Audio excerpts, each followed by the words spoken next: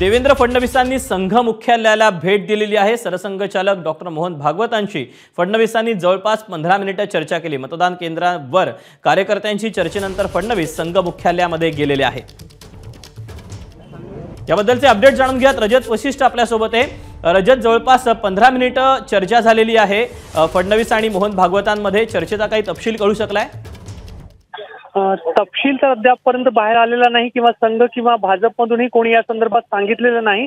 मात्र देवेंद्र फडणवीस यांनी आज मतदान केल्यानंतर दिवसभर नागपुरातील वेगवेगळ्या भागात जाऊन भाजप कार्यकर्ते जे बूथवर काम करतायत त्यांची भेट घेतली होती आणि संध्याकाळी 6:30च्या सुमारास 6 ते 6:30च्या दरम्यान देवेंद्र फडणवीस संघ मुख्यालयात पोहोचले आणि त्या ठिकाणी त्यांनी सरसंघचालक मोहन भागवत आणि भैयाजी जोशी या दोन प्रमुख संघ पदाधिकाऱ्यांची भेट घेतल्याची माहिती आहे। निश्चितच आज महाराष्ट्रात मतदान पार पडलेलं आहे आणि असं म्हटलं जात होतं की यंदा संघाने भाजपसाठी खूप प्रयत्न केले आहे, संघाचे स्वयंसेवक ठिकठिकाणी काम करतायत असं सांगितलं जात होतं। आणि आज मतदान संपताना जेव्हा फडणवीस जाऊन सरसंघचालकांना भेटले तर नक्कीच या भेटीमध्ये राजकीय विषय महत्त्वाचे असतीलच, मात्र त्या भेटीचा नेमका तपशील जो आहे तो अद्यापपर्यंत बाहेर आलेला नाही।